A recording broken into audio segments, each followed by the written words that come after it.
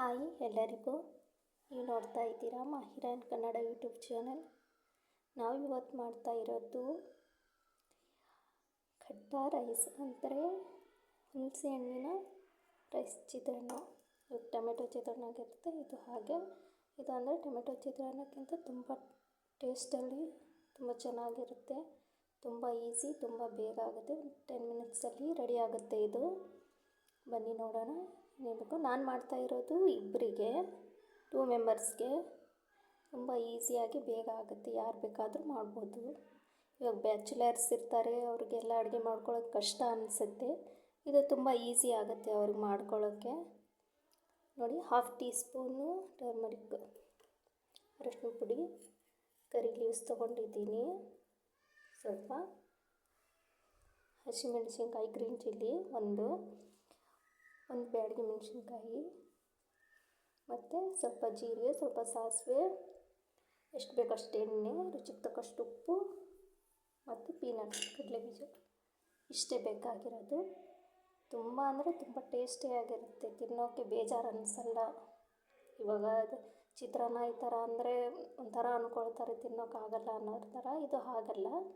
ಇದು ಏನು ಇದು ಅಂದರೆ 1 ವಾರ ನೀವು ರೆಡಿ ಮಾಡಿ, ಇವಾಗ ಮಾಡಿರ್ತೀರಲ್ವ, 1 ವಾರ ಸ್ಟೋರೇಜ್ ಮಾಡ್ಬೋದು. ಇದು ನೀವು ಫ್ರಿಜ್ಜಲ್ಲಿಲ್ಲ, ಹಾಗೆ ನಾರ್ಮಲಾಗಿ 1 ವಾರ ಸ್ಟೋರೇಜ್ ಮಾಡ್ಬೋದು. ಯಾವಾಗ ಬೇಕಾದರೂ ಅವಾಗ ಮಿಕ್ಸ್ ಮಾಡಿಕೊಂಡು ಊಟ ಮಾಡೋಕ್ಕೆ ಬರುತ್ತೆ. ತುಂಬ ಈಸಿಯಾಗಿರುತ್ತೆ.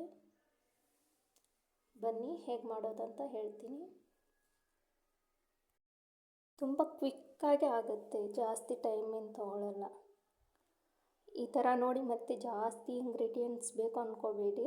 ನಾನು ನಿಮಗೆ ಕ್ಲಿಯರಾಗಿ ಕಾಣಲಿ ಅಂತ ಈ ಥರ ತೋರಿಸ್ತಿದ್ದೀನಿ. ಏನು ಜಾಸ್ತಿ ಇಲ್ಲ, ಹುಣಸೆ ಹಣ್ಣಿನ ರಸ ಮತ್ತು ಅರಶಿನ ಪುಡಿ, ಹಸಿಮೆಣಸಿನ್ಕಾಯಿ, ಕರಿಬೇವು, ಸಾಸಿವೆ, ಜೀರಿಗೆ, ಒಣಮೆಣಸಿನ್ಕಾಯಿ, ಕಡಲೆಬೀಜ, ಉಪ್ಪು, ಎಷ್ಟು ಬೇಕೋ ಅಷ್ಟು ಎಣ್ಣೆ, ಇಷ್ಟೇ.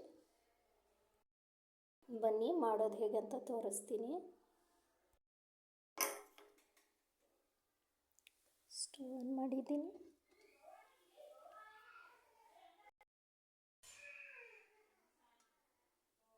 ಒಂದು 2-3 ಟೇಬಲ್ ಸ್ಪೂನು ಎಣ್ಣೆ ಹಾಕಿ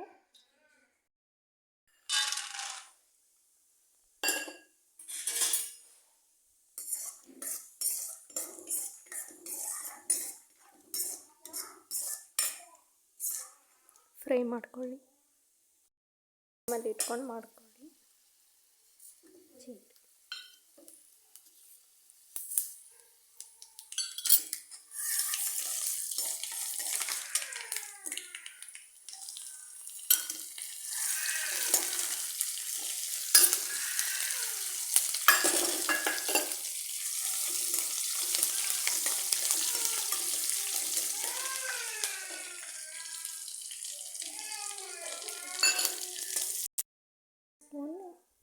ಟರ್ಮರಿಕ್ ಹಾಕ್ತಾಯಿದ್ದೀನಿ.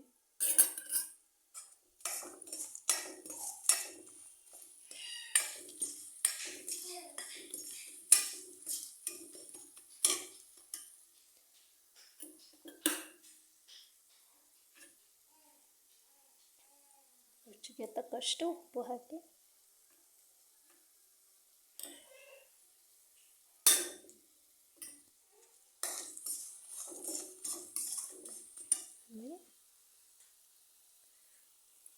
ಹುಣಸೆಹಣ್ಣು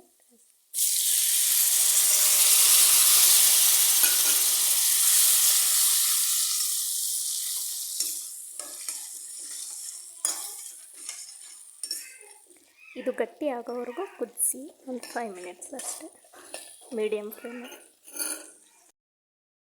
ಈ ಥರ ಕುದೀತಾ ಇರುತ್ತೆ. ಸ್ವಲ್ಪ ಗಟ್ಟಿಗಾಗಲಿ ಇನ್ನೊಂದು ಸ್ವಲ್ಪ.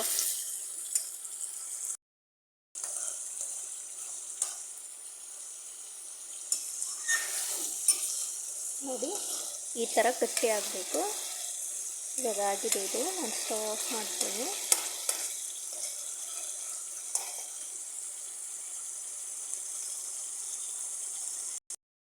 ಆಯಿತು.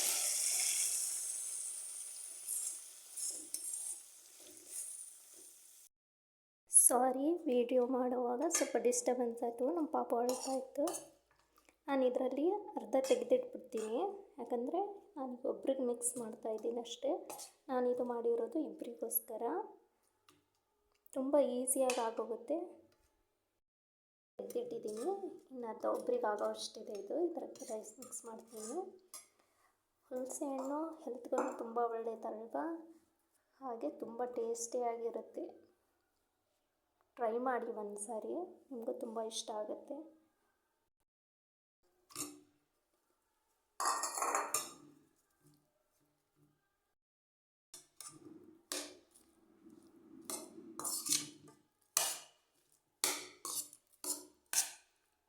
ಚೆನ್ನಾಗಿ ಮಿಕ್ಸ್ ಮಾಡಿ ನೋಡಿ. ಮಿಕ್ಸ್ ಮಾಡಿದ್ದೀನಿ. ಬ್ಯಾಡಗಿ ಮೆಣಸಿನ್ಕಾಯಿ ಸ್ಕಿಪ್ ಮಾಡಬೇಡಿ, ಟೇಸ್ಟ್ ತುಂಬ ಚೆನ್ನಾಗಿರುತ್ತೆ ಅದು ತಿನ್ನೋಕ್ಕೆ. ಆದಮೇಲೆ ಒಂದು ಸರಿ ಚೆಕ್ ಮಾಡ್ಕೊಳ್ಳಿ, ಸ್ವಲ್ಪ ಉಪ್ಪು ಏನಾದರೂ ಕಡಿಮೆ ಇದ್ದರೆ ಹಾಕ್ಕೊಳ್ಳಿ. ತುಂಬ ಟೇಸ್ಟಿಯಾಗಿರುತ್ತೆ. ಇವಾಗ ಬಿಸಿ ಅನ್ನ ಬೇಕಂತ ಬಿಸಿ ಆಗಿರೋ ರೈಸೇ ಬೇಕಂತ ಏನಿಲ್ಲ.